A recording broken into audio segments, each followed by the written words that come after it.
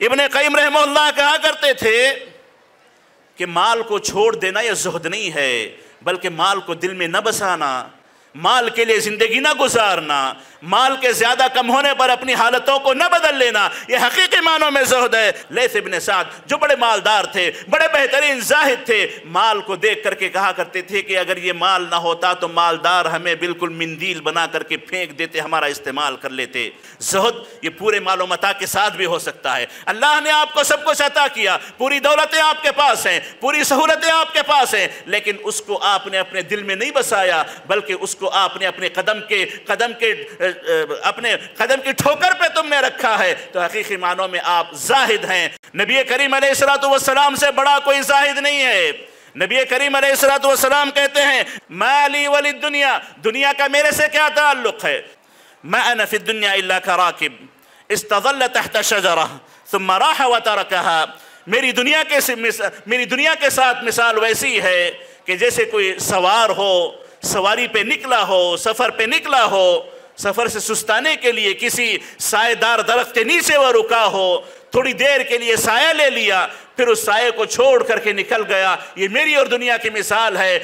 آخرت کے مقابلے دنیاوی زندگی کی حقیقت نسبت کیا ہے پہچاننا چاہتے ہو تو اللہ کے نبی علیہ السلام نے فرمایا کہ اگر کوئی آدمی سمندر میں اپنی انگلی ڈبو کر کے نکالے تو انگلی میں جتنا پانی لگ کر کے آتا ہے وہ دنیا ہے، اور جو سمندر ہے وہ آخرت اور جنت ہے۔ ان الحمد للہ نحمده ونستعینه ونستغفره ونعوذ بالله من شرور أنفسنا ومن سيئات أعمالنا من يهده الله فلا مضل له ومن يضلل فلا هادي له وأشهد أن لا إله إلا الله وحده لا شريك له وأشهد أن محمدًا عبده ورسوله صلى الله عليه وعلى آله وصحبه وسلم تسليماً كثيراً يا أيها الذين آمنوا اتقوا الله حق تقاته ولا تموتن إلا وأنتم مسلمون يا أيها الناس اتقوا ربكم الذي خلقكم من نفس واحدة وخلق منها زوجها وبث منهما رجالا كثيرا ونساء واتقوا الله الذي تساءلون به والأرحام إن الله كان عليكم رقيبا يا أيها الذين آمنوا اتقوا الله وقولوا قولا سديدا يصلح لكم أعمالكم ويغفر لكم ذنوبكم ومن يطع الله ورسوله فقد فاز فوزا عظيما أما بعد قال الله جل شأنه في كتابه المجيد وما الحياة الدنيا إلا متاع الغرور وقال جل شأنه المال والبنون زينة الحياة الدنيا والباقيات الصالحات خير عند ربك ثوابا وخير أملا۔ قابل احترام اہل علم حضرات، معزز حاضرین، جس عنوان پر مجھے آپ کے سامنے کچھ باتیں رکھنی ہیں وہ ہے زہد و تقوی، سلف صالحین اور ہم۔ جیسا کہ ہم تمام جانتے ہیں کہ یہ دنیاوی زندگی ایک آزمائش ہے۔ اللہ تعالیٰ نے ہمیں ایک امتحان، ایک مقصد کی خاطر اس دنیا میں بھیجا، اور ہماری زندگی کا حقیقی مقصد اپنے رب کی رضامندی حاصل کرنا ہے، اور آخرت کے لیے اپنی اس دنیا سے ایک بہترین توشہ تیار کر کے اپنے رب کو راضی کر کے اس کی جنتوں کا اپنے آپ کو مستحق بنانا ہے۔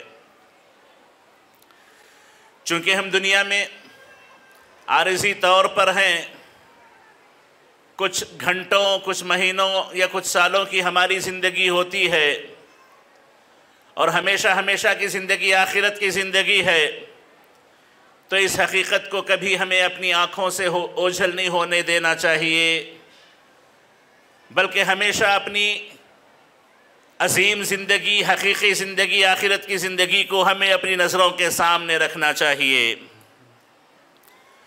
اور جیسا کہ میں نے آپ کے سامنے ایک آیت تلاوت کی کہ وَمَا الْحَيَاةُ الدُّنْيَا إِلَّا مَتَاعُ الْغُرُورِ کہ در حقیقت دنیاوی زندگی دھوکے کا ساز و سامان ہے، اور اللہ نے فرمایا کہ فَلَا تَغُرَّنَّكُمُ الْحَيَاةُ الدُّنْيَا کہ دنیاوی زندگی تمہیں کہیں دھوکے میں نہ رکھے۔ تو معزز حاضرین، دنیا سے ہمیں اتنا لینا ہے جتنی دنیا ہماری آخرت کو سنوار سکتی ہے، دنیا میں سکون کی زندگی عطا کر سکتی ہے۔ یہی وجہ سے اللہ تعالیٰ نے ہمیں دعا سکھائی ربنا آتنا فی الدنیا حسنہ وفی الآخرۃ حسنہ وقنا عذاب النار،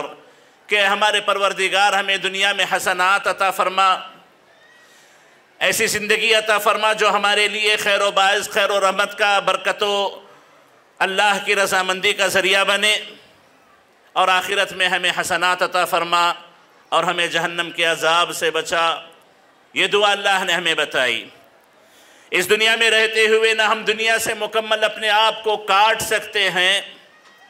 اور نہ ہی اس دنیا میں رہتے ہوئے ہمیں اپنے آپ کو مکمل دنیا میں ڈبو دینا ہے، بلکہ دنیا کو استعمال کرتے ہوئے اپنی آخرت کی تیاری ہمیں کرنی ہے۔ معزز حاضرین، قرآن مجید کی جو بندہ تلاوت کرتا ہو، اس کا ترجمہ پڑھتا ہو، تفسیر پڑھنے کی کوشش کرتا ہو، وہ جانتا ہے کہ قرآن مجید میں بے شمار ایسی آیات ہیں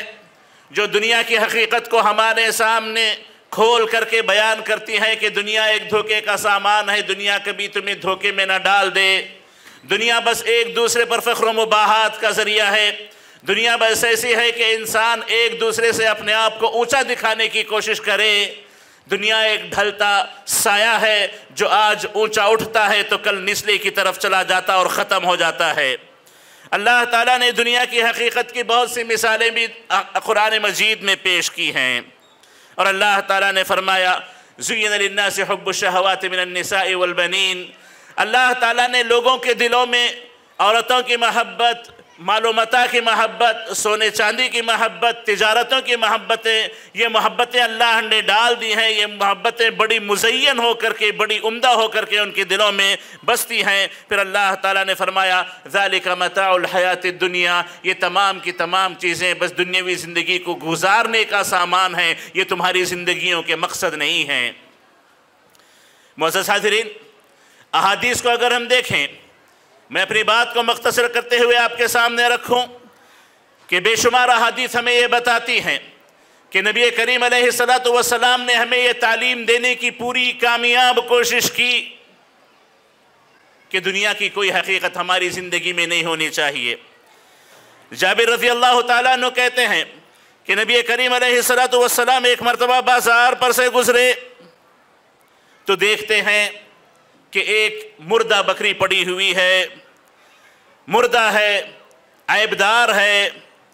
نبی کریم علیہ السلام نے اس کے عیبدار کان کو چھو کر کے صحابہ سے خطاب کرتے ہوئے کہا کہ یہ مردہ بکری 1 درہم کے بدلے کون خریدنا چاہے گا؟ تو صحابہ نے کہا کہ یا رسول اللہ، ہم میں سے کون لے گا، لے کے اس کا کیا کرے گا؟ اللہ کے نبی نے کہا درہم کے بدلے نہ صحیح، کون اس کو اپنے پاس رکھنا پسند کرے گا؟ تو اللہ کے نبی سے صحابہ نے کہا کہ اللہ کے رسول، قسم اللہ کی، اگر یہ زندہ ہوتی تو عیبدار ہوتی، اگر یہ زندہ بھی ہوتی تو عیبدار ہوتی، اس مردے کو اپنے پاس لے کر کے کون رکھے گا؟ تو نبی کریم علیہ السلام نے فرمایا واللہ للدنیا اہون علی اللہ من ھذا علیکم، کہ جیسے یہ بکری جو مر چکی ہے، عیبدار ہے، اس کی کوئی قیمت تمہارے پاس نہیں ہے، قسم اللہ کی، اللہ تعالیٰ کے نزدیک دنیا کی قیمت اس سے کچھ زیادہ نہیں ہے۔ جیسے اس بکری کو کوئی تم میں پسند نہیں کرتا کہ لے جا کے اپنے پاس رکھے کیونکہ بے قیمت ہے، بے فائدہ ہے، بالکل اللہ کی نظر میں دنیا بے فائدہ چیز ہے۔ اس حدیث میں عملی نمونہ پیش کر کے، مثال پیش کر کے نبی کریم علیہ السلام نے دنیا کی حقیقت بیان کر دی کہ یہ دنیا خریدنے کے قابل نہیں ہے، یہ دنیا لینے کے قابل نہیں ہے، بلکہ چونکہ اللہ نے دنیا میں پیدا کر دیا، دنیا سے ہمیں گزر کے جانا ہے، تو دنیا کی زندگی کے گزران کے لیے ہمیں اس سے اتنا لینا ہے جتنا ہم آسانی کے ساتھ اس دنیا سے گزر سکیں۔ معزز حاضرین، نبی کریم علیہ السلام نے ہمارے ذہنوں کو جھنجھوڑتے ہوئے جس مقصد کو ہمیں لے کر کے زندگی گزارنی چاہیے اس کی یاد دلاتے ہوئے، جس جنت کے حصول کے لیے ہمیں اپنی قربانیاں پیش کرنی ہے اس کو بتاتے ہوئے نبی کریم علیہ السلام نے فرمایا موضع صوت فی الجنت خیر من الدنیا وما فیہا، کہ اگر جنت میں ایک کوڑا رکھنے کے برابر بھی جگہ کسی کو مل جائے، ایک کوڑا رکھنا، کوڑا جس سے مارا جاتا ہے، جس سے چانٹے لگائے جاتے ہیں، جس کو جانوروں کے لیے استعمال کیا جاتا ہے، تادیب کے لیے استعمال کیا جاتا ہے، اگر اتنی جگہ کسی کو جنت میں مل جائے تو اللہ کے نبی کہتے ہیں خیر من الدنیا وما فیہا، دنیا کی تمام نعمتوں سے کہیں زیادہ افضل، کہیں زیادہ بہتر، کہیں زیادہ نفع بخش وہ اتنی سی جگہ ہے جو جنت میں کسی کو نصیب ہو جائے۔ معزز حاضرین، بلکہ نبی کریم علیہ السلام نے اس سے آگے بڑھ کر کے یہاں تک فرمایا کہ لو كانت الدنيا تعدل عند الله جناح بعوضة ما سقى كافرا منها شربة ماء، کہ اگر اللہ تعالیٰ کے نزدیک اس پوری دنیا کی قیمت ایک مچھر کے پر کے برابر بھی ہوتی تو اللہ تعالیٰ کسی کافر کو ایک گھونٹ بھی پانی نصیب نہ کرتا، کسی کافر کو، اللہ کے نہ ماننے والے کو اللہ تعالیٰ ایک گھونٹ بھی پانی نصیب نہ کرتا۔ اس میں اللہ تعالیٰ نے یہ بات واضح کر دی کہ دنیا کی اللہ کے نزدیک کوئی حقیقت نہیں ہے، دنیا کی اللہ کے نزدیک کوئی مقام و مرتبہ نہیں ہے۔ تو معزز حاضرین، اس دنیا میں اللہ تعالیٰ نے ہمیں بس زندگی گزارنے کے لیے بھیجا ہے تاکہ آخرت کا توشہ ہم تیار کر لیں، آخرت کے لیے ہم تیاری کر لیں، اس دنیا کی زندگی کو سکون سے ہم گزار سکیں، اتنا ہی ہماری دنیا کا مقصد ہے۔ اور معزز حاضرین، نبی کریم علیہ السلام نے فرمایا مد دنیا فی الآخرہ الا كما يجعل احدكم اصبعه هذه في اليم فلينظر بما يرجع۔ اللہ کے نبی نے فرمایا کہ دنیاوی زندگی آخرت کے مقابلے کتنی ہے، اگر اس کو جاننا چاہتے ہو، آخرت کے مقابلے دنیاوی زندگی کی حقیقت نسبت کیا ہے پہچاننا چاہتے ہو تو اللہ کے نبی علیہ السلام نے فرمایا کہ اگر کوئی آدمی سمندر میں اپنی انگلی ڈبو کر کے نکالے تو انگلی میں جتنا پانی لگ کر کے آتا ہے وہ دنیا ہے، اور جو سمندر ہے وہ آخرت اور جنت ہے۔ تو معزز حاضرین، اللہ تعالیٰ نے قرآن مجید میں اور نبی کریم علیہ السلام نے احادیث مطہرہ میں یہ بات واضح کر دی کہ جس دنیا میں ہم زندگی گزارتے ہیں وہ دنیا اس قابل نہیں ہے کہ بندہ اس کو اپنے دل میں بسا لے، وہ دنیا اس قابل نہیں ہے کہ اس کے پیچھے اپنی زندگی کو لگا دے، بلکہ اس کی حقیقی زندگی کا مقصد آخرت کی زندگی کی کامیابی کے لیے اس دنیا میں کوششیں کرنا ہے۔ ابو الدرداء رضی اللہ تعالیٰ عنہ سے متعلق آتا ہے، ابو الدرداء رضی اللہ تعالیٰ عنہ سے متعلق آتا ہے کہ جب کبھی مسلمان کسی شہر کو فتح کرتے، کوئی ملک فتح ہوتا، مجاہدین کسی ملک یا شہر کو فتح کرتے تو تمام کے تمام لوگ خوشیاں مناتے کہ ملک فتح ہو گیا، شہر فتح ہو گیا، اور ابو الدرداء رضی اللہ تعالیٰ عنہ روتے بیٹھتے اور ان سے پوچھا جاتا کہ یہ تو خوشی کا موقع ہے، آپ رو رہے ہیں، تو کہا کرتے تھے لقد سمعت رسول اللہ صلی اللہ علیہ وسلم یقول، میں نے اللہ کے رسول علیہ السلام کو کہتے ہوئے سنا ہے اخشى ان تبسط الدنيا عليكم كما بسطت على من كان قبلكم فتنافسوها كما تنافسوها فتهلككم كما اهلكتهم۔ میں نے اللہ کے نبی کو کہتے ہوئے سنا، اللہ کے نبی نے فرمایا ہے کہ مجھے اس بات کا ڈر ہے کہ تم پر دنیا کے خزانے کھول دیے جائیں، تم پر دنیا فتح کر کے لا کر کے تمہارے قدموں میں ڈال دی جائے، دنیا تمہارے سامنے کھول کر کے رکھ دی جائے، پھر ہو کہ تم اس دنیا کے پانے میں ایک دوسرے سے ویسے سبقت کرنے لگو جیسے تم سے پہلے لوگوں نے دنیا پانے میں ایک دوسرے سے سبقت کی،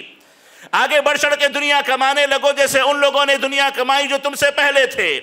فَتُهْلِكَكُمْ كَمَا أَهْلَكَتْهُمْ، پھر یہ دنیا تم کو بھی ویسے ہی برباد کر دے جیسے پچھلے لوگوں کو دنیا نے برباد کر دیا تھا۔ یہ کہہ کر کے ابو الدرداء رضی اللہ تعالیٰ عنہ رویا کرتے تھے کہ دنیا کہیں امت کے لیے آزمائش نہ بن جائے۔ معزز حاضرین، ہمیں اپنی زندگی کبھی بھولنی نہیں چاہیے، زندگی کا مقصد کبھی اپنے ذہنوں سے اوجھل نہیں ہونا چاہیے۔ یاد رکھیں اس دنیا نے ہمیں کافی نقصان میں رکھا ہے، کافی دھوکے میں رکھا ہے۔ دنیا کی زندگی کی مثال نبی کریم علیہ السلام نے اپنے مختلف احادیث میں جو بیان کی ہے کہ تمنا کرنے والوں کی تمنائیں اس کی موت سے آگے نکل جاتی ہیں، لیکن تمنائیں ختم نہیں ہوتی، موت آتی ہے اسے دبوچ لیتی ہے، پوری تمنائیں دھری کی دھری رہ جاتی ہیں، اور جو آخرت کے لیے اس نے کیا وہی اس کے ساتھ جاتا ہے، وہی اس کے کام آتا ہے۔ اسی وجہ سے اسلامی تعلیمات میں زہد و تقوی کو بڑا مقام حاصل ہے، اسلامی تعلیمات میں زہد و تقوی کو بڑا مقام حاصل ہے۔ زہد یعنی انسان اپنی دنیا کی طرف بہت زیادہ توجہ نہ دے کر کے اپنے حقیقی زندگی آخرت کی طرف توجہ دے، دنیا سے اتنا لے جتنا اس کی آخرت کے لیے نفع بخش ہو، اور دنیا سے ایسی کوئی چیز حاصل نہ کرے جو اس کی آخرت کو نقصان پہنچانے والی ہو۔ ابن تیمیہ رحمہ اللہ نے فرمایا الزہد ہوا ترک ما لا ینفع، ترک ما لا ینفع، جو بھی چیز آپ کو نفع نہیں پہنچاتی، جو بھی چیز آپ کو دنیا و آخرت میں نفع نہیں پہنچاتی ہو، ان تمام چیزوں کو چھوڑ دینے کا نام زہد ہے، ان تمام چیزوں کو ترک کر دینے کا نام زہد ہے۔ اور کہتے تھے الزہد المشروع هو ترك الرغبة فيما لا ينفع في الدار الآخرة وهو فضول المباح التي لا يستعان بها على طاعة الله۔ کہتے ہیں کہ مشروع زہد جسے کہا جاتا ہے، جس زہد کی شریعت میں بڑی سخت ضرورت ہے، جس زہد کو لوگوں کو اپنانا چاہیے، جو اخلاق لوگوں کو اپنانے چاہیے، ابن تیمیہ رحمہ اللہ کہتے ہیں ترک الرغبت فیما لا ينفع فی الدار الاخرہ، کوئی بھی چیز جو آخرت میں آپ کو نفع بخش نہ ہو، جو آخرت میں آپ کو فائدہ نہ پہنچاتی ہو، ایسی تمام چیزوں کو چھوڑ دینا زہد کہلاتا ہے، ایسی تمام چیزوں کو ترک کر دینا زہد کہلاتا ہے۔ اور کہتے ہیں کہ مباح چیزیں، جائز چیزیں، کھانے پینے کی ہوں، رہن سہن کی ہوں، پہننے کی ہوں، سواری کی ہوں، یا باقی علوم جتنے بھی ہوں، وہ تمام کے تمام جو مباحات میں داخل ہوتے ہیں، وہ مباح چیزیں، وہ جائز چیزیں جس سے آخرت آپ کی نہ بنتی ہو، آخرت میں آپ کا فائدہ نہ ہوتا ہو، ان تمام چیزوں کو ترک کر دینا، ان تمام چیزوں کو چھوڑ دینا، یہ زہد ہے۔ اور کہتے ہیں فَأَمَّا مَا يَنْفَعُ فِي الدَّارِ الْآخِرَةِ بِنَفْسِهِ أَوْ يُعِينُ عَلَى مَا يَنْفَعُ فِي الدَّارِ الْآخِرَةِ فَالزُّهْدُ فِيهِ لَيْسَ مِنَ الدِّينِ۔ کہ دیکھیں اگر کوئی چیز آپ کو آپ کی آخرت بنانے میں فائدہ دینے والی ہے، اگر کوئی چیز آپ کو آخرت سدھارنے میں کوئی فائدہ دینے والی چیز ہے، تو اس کو چھوڑ دینا یہ زہد نہیں ہے۔ جو چیزیں آپ کی آخرت کو بناتی ہیں اس کو حاصل کرنے کی کوشش کریں، جو چیزیں آپ کی آخرت کو بناتی ہیں اس کو حاصل کرنے کی کوشش کریں، جو چیزیں آپ کی آخرت کو نہیں بناتی ان تمام دنیاوی چیزوں سے اپنے آپ کو روکے رکھے، یہ حقیقی معنوں میں زہد ہے۔ معزز حاضرین، ابن قیم رحمہ اللہ کہتے ہیں وَمِنْ أَحْسَنِ مَا قِيلَ فِي الزُّهْدِ كلام الحسن أو غيره ليس الزهد في الدنيا بتحريم الحلال ولا إضاعة المال ولكن أن تكون بما في يد الله أوثق منك بما في يدك۔ کہتے ہیں کہ زہد دنیا میں یہ نہیں ہے کہ آپ حلال چیزوں کو اپنے آپ پہ حرام کر لو، یہ نہیں کھاؤں گا، وہ نہیں پہنوں گا، وہ نہیں لوں گا، یہ نہیں کروں گا۔ حلال چیزوں کو حرام کر لینا زہد کا نام نہیں ہے۔ اور کہتے ہیں مال کو ضائع کرنا، مال کو صحیح جگہ پہ نہ لگانا، مال کا صحیح استعمال نہ کرنا، یہ زہد نہیں ہے، بلکہ کہتے ہیں زہد اسے کہتے ہیں کہ آپ اللہ تعالیٰ نے آپ کے حق میں جو فیصلے کر رکھے ہوں، اللہ تعالیٰ نے آپ کی تقدیر میں جو لکھ رکھا ہو اس پر آپ کا زیادہ یقین ہو، اس کے مقابلے میں کہ آپ اپنی طاقت پر، اپنے پیسے پر، اپنی صلاحیتوں پر یقین رکھیں۔ اللہ نے جو آپ کے لیے مقدر کیا ہو اس پر آپ کا مکمل بھروسہ ہو، یہ حقیقی معنوں میں زہد ہوا کرتا ہے۔ وَأَن تَكُونَ فِي ثَوَابِ الْمُصِيبَةِ إِذَا أُصِبْتَ بِهَا أَرْغَبُ مِنْكَ فِيهَا لَوْ لَمْ تُصَبْ فَهَذَا مِنْ أَجْمَعِ كَلَامِهِ فِي الزُّهْدِ وَأَحْسَنِهِ۔ کہتے ہیں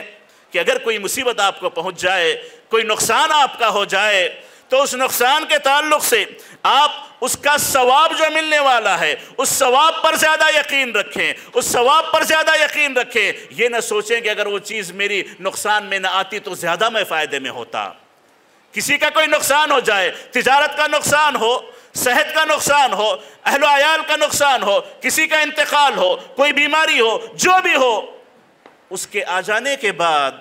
اس پر جو ثواب اللہ نے رکھا ہوگا اس پر جتنا یقین آپ کو ہونا چاہیے یہ مطلوب ہے۔ اس کے مقابلے آپ یہ نہ سوچیں کہ اگر نقصان نہ ہوتا تو میں زیادہ فائدے میں ہوتا، اگر وہ نہ مرتا تو میں زیادہ فائدے میں ہوتا، یہ بیماری نہ آتی تو میں زیادہ فائدے میں ہوتا، یہ حقیقی معنوں میں زہد ہے۔ تو معزز حاضرین، اس زہد کی بڑی ضرورت ہے، اس زہد کی بڑی ضرورت ہے۔ نبی کریم علیہ السلام کی زندگی کو دیکھیں، نبی کریم علیہ السلام سے بڑا کوئی زاہد نہیں ہے۔ نبی کریم علیہ السلام کہتے ہیں مالی وللدنیا، مالی وللدنیا، دنیا کا میرے سے کیا تعلق ہے، دنیا کا مجھ سے کیا لینا دینا ہے، میرا دنیا سے کیا لینا دینا ہے۔ کہتے ہیں ما انا فی الدنیا الا کراکب استظل تحت شجرہ ثم راح وترکہا، میری دنیا کے ساتھ مثال ویسی ہے کہ جیسے کوئی سوار ہو، سواری پہ نکلا ہو، سفر پہ نکلا ہو، سفر سے سستانے کے لیے کسی سائے دار درخت کے نیچے وہ رکا ہو، تھوڑی دیر کے لیے سایہ لے لیا، پھر اس سائے کو چھوڑ کر کے نکل گیا۔ یہ میری اور دنیا کی مثال ہے۔ دنیا سایہ ہے، میں مسافر ہوں، سایہ کچھ دیر کے لیے میں نے لیا اور میں آگے نکل گیا۔ یہی دنیا کی مثال ہے کہ دنیا میں انسان پیدا ہو گیا اور آخرت کے لیے آگے نکل پڑا۔ معزز حاضرین، یہ تعلیمات جو نبی کریم علیہ السلام نے دی، قرآن و حدیث میں زہد کے تعلق سے دنیا کی حقیقت جو بیان کی گئی، ان تمام کا اثر جو صحابہ کرام نے لیا، صحابہ کرام نے اس کے جو اثرات اپنی زندگی میں لیے، اس کی بے شمار مثالیں ہمیں ملتی ہیں، اس کے بے شمار مثالیں ہمیں ملتی ہیں۔ قتادہ کہتے ہیں کہ عمر بن خطاب رضی اللہ تعالیٰ عنہ نے ایک مرتبہ کہا، لو شئت كنت اطيبكم طعاما والينكم لباسا ولكني استبقي طیبات للآخرہ۔ کہتے ہیں کہ اگر میں چاہوں تو کھانے پینے میں تم سے بہترین میں ہو سکتا ہوں اور بہترین لباس میں تمہارے مقابلے پہن سکتا ہوں، لیکن میرے اپنی تمام خیر کی چیزیں، تمام نعمتیں آخرت کے لیے اٹھا کے میں نے رکھ دی ہیں۔ وَلَمَّا قَدِمَ الشَّامِ صُنِعَ لَهُ طَعَامٌ لَمْ يَرَ قَطُّ مِثْلَهُ۔ اور جب عمر بن خطاب رضی اللہ عنہ ملک شام آئے تو آپ کے لیے دسترخوان سجایا گیا، آپ کے لیے دسترخوان سجایا گیا۔ ایسا دسترخوان کبھی آپ نے دیکھا نہیں تھا، ایسا دسترخوان کبھی عمر بن خطاب نے نہیں دیکھا تھا۔ فقال هذا لنا فما لفقراء المسلمین الذين ماتوا وما شبعوا من خبز الشعير۔ یہ دسترخوان ہمارے لیے لگ رہے ہیں، یہ دسترخوان ہمارے لیے لگ رہے ہیں، تو ان فقراء مسلمین کا کیا جو بھوکے مر گئے اور کبھی جو کی روٹی پیٹ بھر کے نہ کھا سکے، جو کی روٹی پیٹ بھر کے جن کو نہ مل سکی، ان کا کیا ہے؟ تو خالد بن ولید نے کہا لہم الجنہ، ان کے لیے اللہ نے جنت میں رکھا ہے، جنت ان کے لیے ہے۔ تو فغرورقت عین عمر بالدموع، تو کہتے ہیں کہ عمر بن خطاب کی آنکھیں ڈبڈبائیں، آنکھوں میں آنسو بھر گئے۔ عمر بن خطاب رضی اللہ عنہ نے کہا لئن كان حظنا من الدنيا هذا الحطام وذهبوا هم في حظهم بالجنة فلقد باينونا بونا بعيدا۔ کہنے لگے کہ اگر اس دنیا کی یہ گندگیاں، یہ بیکار چیزیں اگر ہمارا بدلہ ہیں، اگر یہ ہمارا بدلہ ہے، تو قسم اللہ کی وہ جو جنت چلے گئے انہوں نے ہم سے کافی دوری اختیار کر لی، کافی آگے وہ نکل گئے، کافی اونچے وہ اٹھ گئے۔ معزز حاضرین، یہ عمر بن خطاب رضی اللہ تعالیٰ عنہ کی سوچ تھی، یہ صحابہ کی فہم تھی، دنیا کو دیکھنے کا طریقہ تھا، دنیا کی نعمتوں کی ان کی نظر میں یہی قدر تھی کہ دنیا کو بہت کچھ جانتے نہیں تھے، بہت کچھ سمجھتے نہیں تھے، دنیا کو اسی مقام پہ رکھتے تھے جو حقیقت میں دنیا کا مقام ہے۔ معزز حاضرین، ابن مسعود رضی اللہ تعالیٰ عنہ کہا کرتے تھے انتم اطول صلاة واکثر جہادا من اصحاب رسول اللہ صلی اللہ علیہ وسلم۔ تم صحابہ کے مقابلے، ابن مسعود اپنی زندگی میں جبکہ دنیا فتح ہو رہی تھی،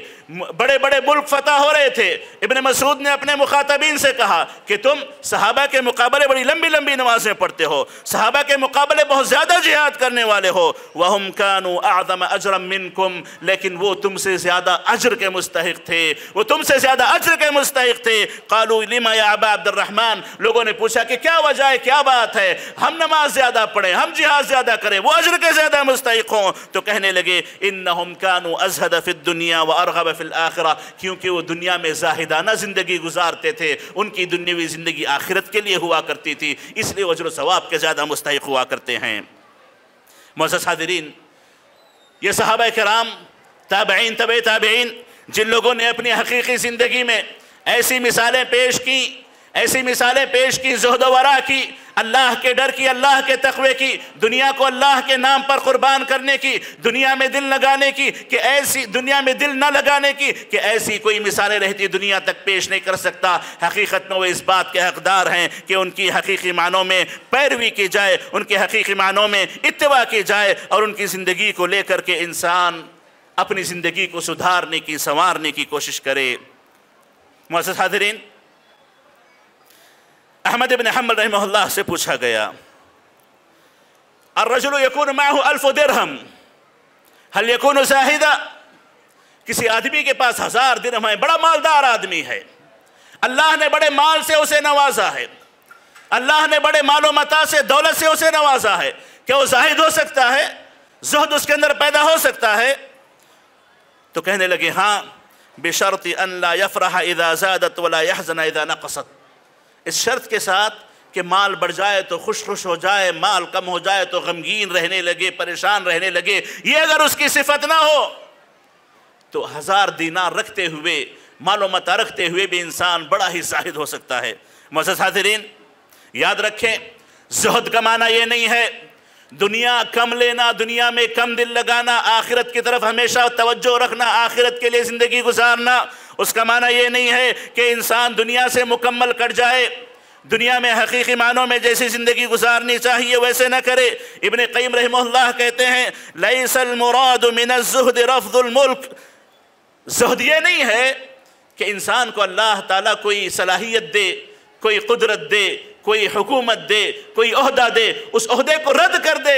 اس حکومت کو رد کر دے، یہ زہد کا معنی نہیں ہوتا ہے۔ کہتے ہیں فقد کان سلیمان و داؤد علیہم السلام من ازد اہل زمانہما ولہما من المال والملک والنساء ما لہما۔ سلیمان علیہ السلام، داؤد علیہ السلام، اللہ تعالیٰ نے دنیا ان کے قدموں میں رکھی تھی، سب کچھ ان کے پاس تھا، سواریاں ان کے پاس تھیں، عورتیں ان کے پاس تھیں، ملک ان کے پاس تھا، حکومتیں ان کے پاس تھیں، اس کے باوجود وہ دنیا کے بڑے زاہد تھے، دنیا کے بڑے زاہد انسان تھے۔ اور کہتے ہیں وَكَانَ نَبِيُّنَا صلی اللہ علیہ وسلم من ازہد البشر الاطلاق وَلَهُ 9 نسوہ، اللہ کے نبی اس دنیا کے سب سے بڑے زاہد گزرے ہیں، ان سے بڑا کوئی زاہد نہیں ہو سکتا۔ آپ کی 9 بیویاں تھیں،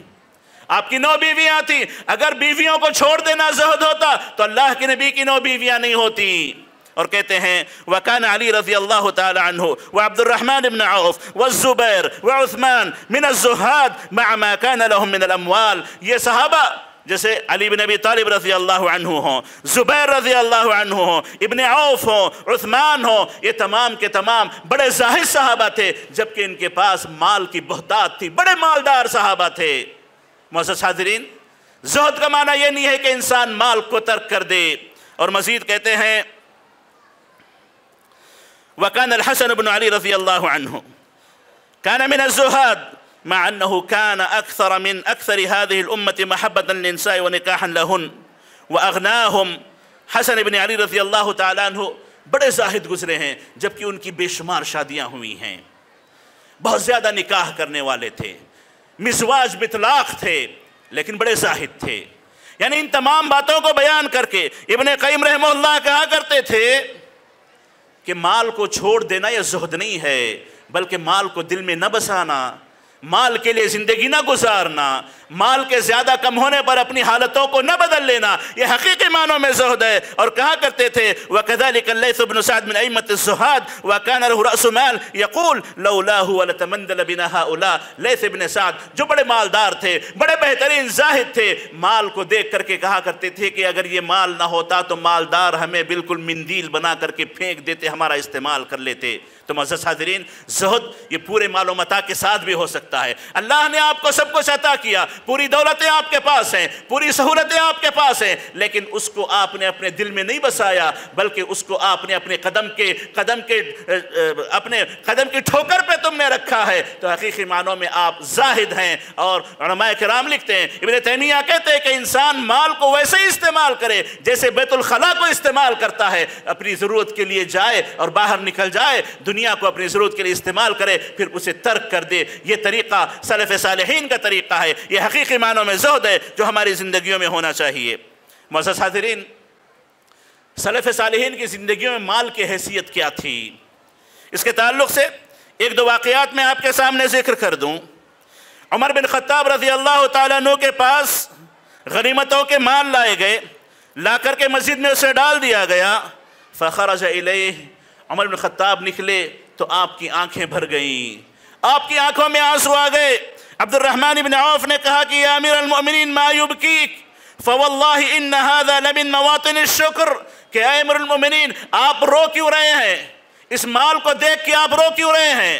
جبکہ یہ موقع وہ ہے کہ شکر ادا کرنا چاہیے۔ تو فقال عمر इन हादा वल्लाहि मा उअतियहु कौमुन क़त्तु इल्ला उल्क़िय बैनहुमुल अदावतु वल बग़ज़ा। कसम अल्लाह की, जिस कौम में भी माल आया है, जिस कौम को भी माल अता किया गया है, उस कौम में दुश्मनियाँ, उस कौम में हसद, उस कौम में आपस में चपकलिशें डाल दी गई हैं। इस माल की वजह से आपस में दुश्मन एक दूसरे से, आपस में कौम एक दूसरे से गुत्तम गुत्था हो गई है। ये माल फसाद का, बिगाड़ का और मुख्तलिफ किस्म की मुसीबतों का ज़रिया बना करता है। मोअज़्ज़ज़ हाज़िरीन, अली इब्न अबी तालिब रज़ियल्लाहु तआला अन्हु ने कहा था, या इब्न आदम इअलम अन्नका ला तक्सिबु मिनल माली शैअन फ़ौक़ क़ुव्वतिका इल्ला कुन्त फ़ीहा ख़ाज़िनन लिग़ैरिक। कहते हैं कि ए इब्न आदम, याद रख ले, जो भी ज़रूरत से ज़्यादा तू कमा रहा है वो दूसरों के माल की हिफाजत तू करने वाला है।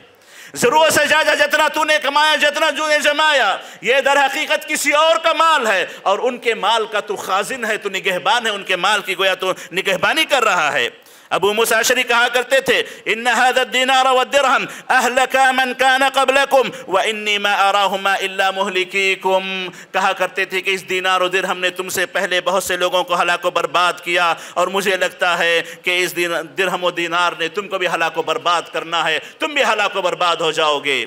तो मोअज़्ज़ज़ हाज़िरीन, ये कुछ मिसालें थी जो मालो मता को लेकर के सलफ़ सालिहीन सहाबा कराम समझा करते थे। दर हकीकत उनके मुकाबले हम अपनी ज़िंदगियों को देखें, बड़े अफसोस के साथ हमारी ज़िंदगियों का मकसद यही दुनिया होकर रह गई है। हमारी सुबह शाम दुनिया के लिए है, हमारा जीना मरना दुनिया के लिए नौज़ुबिल्लाह हो चुका है। हमारी पढ़ाइयों का मकसद दुनिया है, हमारी मेहनतों का मकसद दुनिया है, हमारी तिजारतों का मकसद दुनिया है। जबकि हाँ, दुनिया आपको मिलेगी, जितना अल्लाह ने आपके हक़ में लिखा है उतना आपको ज़रूर मिलेगा, उसमें एक पैसा कमी नहीं होगी। लेकिन आपकी नीयत, आपका अमल, आपके एहसासात, आपका ईमान, आपका यकीन, आपकी सोच, यह हकीकत में आपके इम्तिहान की चीज़ है। इसमें ज़ुहद पैदा करें, इसमें ज़ाहिद बनने की कोशिश करें और कोशिश इस बात की हो कि दुनिया से उतना लें जितनी आपकी ज़िंदगी गुजारने के लिए आपको काफ़ी हो और दुनिया से दिल न लगाएं, दुनिया में बहुत ज़्यादा अंदर दाखिल ना हो जाएं, दुनिया को अपने दिलों में न बसाएं।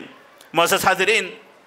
सलफ़ सालिहीन को जब माल मिलता तो माल जमा जमा के रखने के बजाय अल्लाह के रास्ते में खर्च कर दिया करती थी। उम्मे दिर्रा कहती हैं, जो कि आयशा सिद्दीक़ा रज़ियल्लाहु ताला अन्हा की खादिमा थी, कि मुआविया रज़ियल्लाहु ताला अन्हु ने आयशा सिद्दीक़ा को कुछ माल दे करके भेजा जिसकी लागत तकरीबन 1,80,000 दिरहम की थी। कहती हैं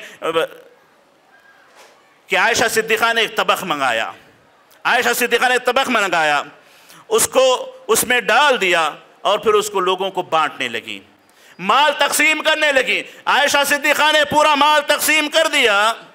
फिर उसके बाद अपनी खादिमा से कहा कि इफ्तार लाओ, इफ्तार का वक्त हो चुका है, रोज़ा खोले, इफ्तार लेके आओ। तो कहती हैं कि वो रोटी और सालन न था तो तेल लेके आई, रोटी और तेल लेके आई इफ्तार के लिए। और उम्मे दिर्रा ने कहा, मस्तताअति फ़ीमा क़समति अल-यौम अन तश्तरी लना बिदिरहमिन लहमन नफ्तिर अलैहि,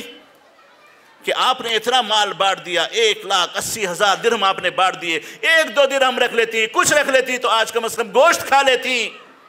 ये था आयशा सिद्दीक़ा रज़ियल्लाहु ताला अन्हा मिसाल के तौर पर, और सहाबा कराम ताबिईन का इस दुनिया के माल को लेकर के खर्च करने का जज्बा। इमाम सौरी कहते हैं, वरिसा बी 50,000 दिरहम, मेरे वालिद को 50,000 दिरहम मीरास में मिले। फ़बअथ बिहा सिरारन इला इख़वानिह, उन्होंने उसकी थैलियाँ बनाई, अपने भाइयों को हदिये में पेश कर दिया। वक़ाल क़द कुन्तु अस्अलुल्लाह तआला लि इख़वानी अल जन्नत फ़ी सलाती अफ़अबख़लु अलैहिम बिल माल। ये मोतियों के, दिरहमों के थैलियाँ भेज करके अपने साथियों को दे करके ये कहने लगे कि जब मैं अपनी नमाज़ों में उनके लिए जन्नत का मुतालबा कर सकता हूँ, उनके हक़ में जन्नत की दुआएं मैं कर सकता हूँ, जो कि सबसे बड़ी कीमती चीज़ है, तो ये दीनार दिरहम मेरे सामने क्या कीमत रखने वाले, क्या मैं ये उनको नहीं दूंगा? जब जन्नत उनके लिए मांग सकता हूँ, क्या दिरहम उनके लिए मैं खर्च नहीं कर सकता, पैसा उनके लिए लगा नहीं सकता? मोअज़्ज़ज़ हाज़िरीन, ये सोच थी सहाबा किराम की, ये सोच थी सलफ़ सालिहीन की, अल्लाह के रास्ते में खर्च करने की। मोअज़्ज़ज़ हाज़िरीन, ऐसी सोच हमें पैदा करने की ज़रूरत है, दुनिया से बड़ा कम दिल लगाने की ज़रूरत है। और मैं ख़वातीन से कहूँगा कि वो अपने शौहरों से बहुत ज़्यादा मुतालबा ना करें, अपने शौहरों की हलाल कमाइयों पर अपने आप को मुख्तने बना करके रखने की कोशिश करें, और जहाँ तक हो सके जितना उनके हक़ में मुक़द्दर हो उसमें खुश रहें, अल्लाह के शुक्रगुज़ार बनें। और ये बात को याद रखें जो कि کہ سلف صالحین کی عورتیں کہا کرتی تھیں اتق اللہ فی رزقنا فإنا نصبر علی الجوع ولا نصبر علی النار، اپنے شوہروں سے اپنے مردوں سے کہا کرتی تھیں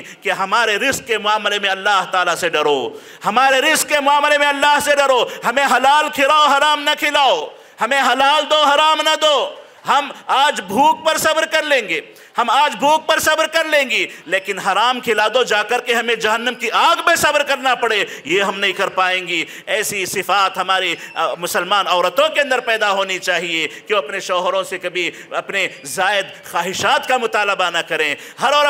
عورت اپنے شوہر کی بساط کو پہچانتی ہے، اس کی قدرت کو، اس کی صلاحیتوں کو پہچانتی ہے، اسی کے مطابق اس سے مطالبہ کرے اور حلال سے بڑھ کر کے حرام کی طرف اپنے شوہر کو نہ ڈھکیلے۔ معزز حضرات، آپ کا بہت بڑا رول ہوتا ہے، آپ کا بہت بڑا رول ہے اپنے گھروں میں کہ جہاں تک ہو سکے اپنے گھروں کو حلال میں قید رکھیں، حلال میں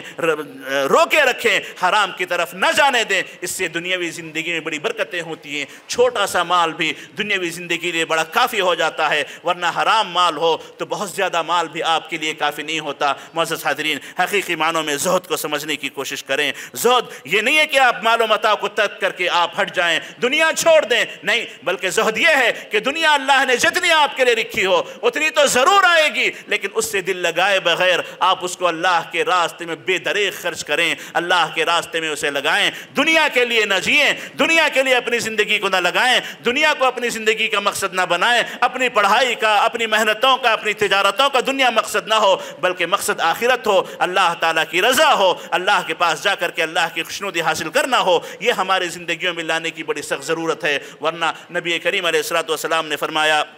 تئس عبد الدینار، تئس عبد الدرہم، تئس عبد الخطیفہ، تئس عبد الخمیلہ، تئس عبد الخمیصہ۔ اللہ کے نبی کہتے ہیں کہ درہم کے جتنے بندے ہیں سب ناکارے ہیں، سب ناکام ہیں، دینار کے جتنے بندے ہیں سب ناکارے ہیں، تجارتوں میں فلاں کپڑے